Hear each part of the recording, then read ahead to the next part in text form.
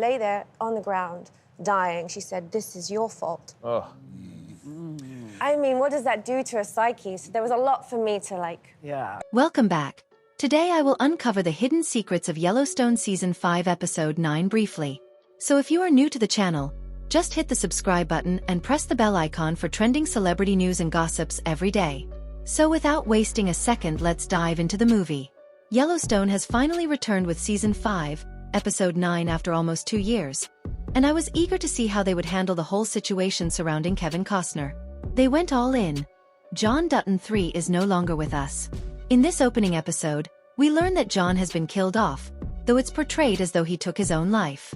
However, things aren't as they appear, and it seems the season will revolve around uncovering the truth of what really happened to John Dutton. It will also explore the shifts happening in the world, the fading of the cowboy way of life and the fragmentation of the Dutton legacy that has stood in Montana since 1883. With that, let's dive into the episode, answer the important questions, and break down all the key takeaways. Here's the ending of Yellowstone Season 5, Episode 9, Explained. A quick note. There will be spoilers. The character John Dutton III is gone. When the episode begins, we see his lifeless body on the bathroom floor, seemingly implying he ended his own life. At first, I thought the season would focus on finding out who killed him, as even Sarah mentions that John didn't seem like someone who would take his own life, especially since he was the type to fight every battle with all he had, even while facing impeachment. So suspicions were there from the start, and Beth felt it too when she found out her father had died. It turns out Sarah was actually responsible for John's death. She went to an agency, intending to hire someone to take him out. Jamie gave her the go-ahead, although he believed she was speaking hypothetically. That's why he was in tears upon returning home, having to announce his father's death. Sarah uttered the line, "Lions don't die of old age. Lions die in the jaws of a young lion," referring to Jamie as the younger lion and John as the one who died. Ironically, Jamie is anything but a fierce young lion. He's a weak figure who unknowingly signed off on his father's death. Sarah wants Jamie to become governor so he can approve Market Equity's takeover of the land John had always refused to sell. If that comes to pass, their connection will only appear more suspicious. This season will likely follow the investigation into John Dutton's death and the gradual uncovering of the truth.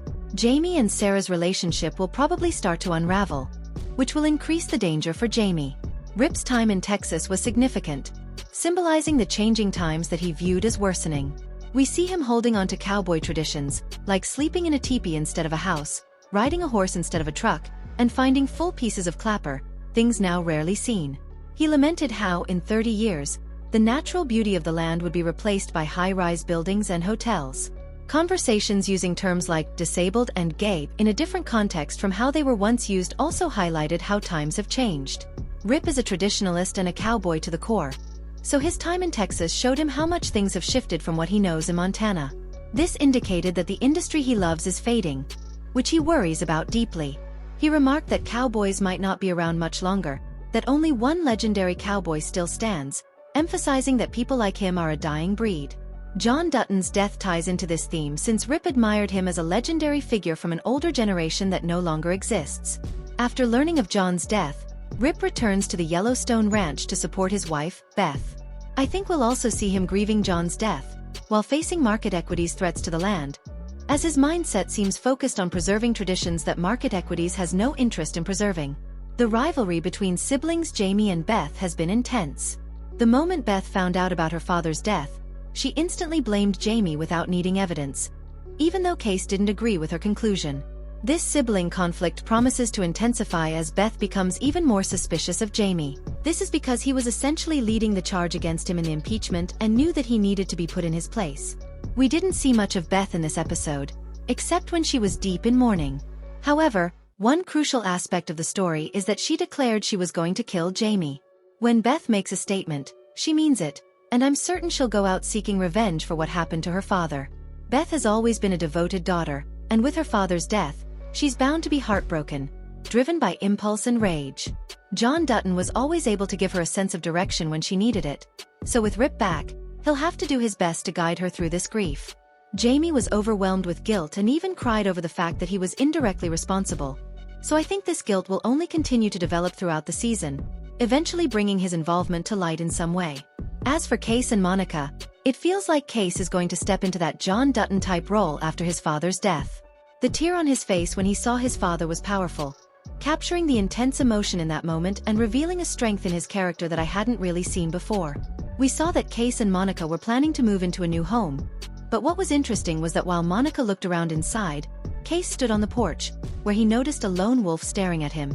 Wolves are often symbolic of loyalty, family, wisdom, and power, which could be foreshadowing the direction of Case's journey as he looks set to assume the role his father once held in the family. My review of the episode. I thought this was a fantastic opening to Season 5, Part 2 of Yellowstone. I've really missed the show, and in anticipation, I even rewatched Star 1883 Star to immerse myself back in its world. Killing off John Dutton was a bold choice, and I was curious to see how Taylor Sheridan would handle Kevin Costner's departure from the show. Personally, I don't think he could have handled it better.